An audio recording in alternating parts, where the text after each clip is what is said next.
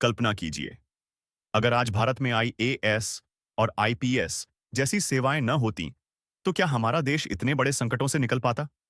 क्या भारत कभी इतना मजबूत बन पाता? और सोचिए, उस भारत के निर्माता कौन थे? जवाब है सरदार वल्लभ भाई पटेल।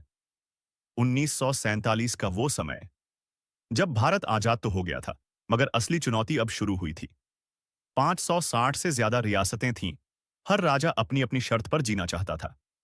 देश टूटने की कगार पर था। ऐसे में आगे आए सरदार वल्लभ भाई पटेल, जिन्हें आज हम आयरन मैन ऑफ इंडिया कहते हैं। उनका मिशन सिर्फ आजादी तक सीमित नहीं था, बल्कि भारत को एक मजबूत राष्ट्र बनाना था। लेकिन क्या आपको पता है, आईएएस और आईपीएस जैसी ऑल इंडिया सर्विसेज को बचाने का श्रेय सिर्फ पटेल जी को जाता है।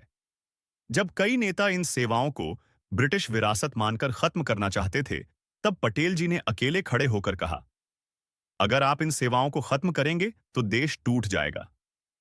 क्या वाकई ये सच था? क्या एक फैसले ने भारत को टूटने से बचाया? पटेल जी का मानना था कि देश को चलाने के लिए एक ऐसी रीढ़, बैकबोन चाहिए जो राजनीति से ऊपर हो और सिर्फ देश की सेवा के लिए काम करे।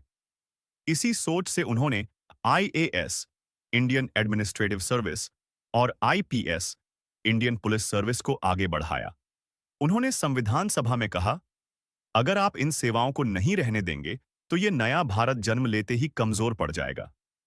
सोचिए, एक तरफ पंडित नेहरू, डॉक्टर आंबेडकर और कई अन्य नेता अलग राय रखते थे, लेकिन पटेल जी अपनी जगह अडिग रहे।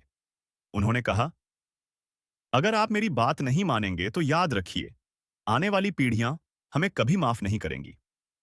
ये वो पल था जब पूरा देश उनके लौह संकल्प, आयरन विल, को महसूस कर रहा था। कहते हैं, पटेल जी का व्यक्तित्व इतना रहस्यमयी था कि उनके कमरे में प्रवेश करने से पहले ही लोग कांप जाते थे। उनकी आंखों में एक ऐसी चमक थी, जैसे वो सामने वाले का मन पढ़ लेते हों। आज भी जब आप उनकी आवाज को संविधान सभा की डिबेट में सुनते हैं, तो लगता है मानो एक सैनिक राष्ट्र की रक्षा की शपथ ले रहा हो। पटेल जी ने साफ कहा था, ये आईएएस और आईपीएस हमारे राष्ट्र की ढाल हैं। ये वो स्टील फ्रेम है, जिस पर भारत टिका रहेगा। अगर आईएएस आईपीएस न होते, तो रियासतों का एकीकरण संभव नहीं था। अगर आईएएस आईपीएस न होते, तो प्रशासन, एडमिनिस्ट्रेशन बिखर जाता। और अगर आईएएस आईपीएस न होते, तो आज भारत कई छोटे छोटे देशों में बंट चुका होता। आज जब हम आईएएस और आईपीएस अधिकारियों को देश चलाते देखते हैं, तो कहीं न कहीं पटेल जी का सपना जीवित नजर आता है।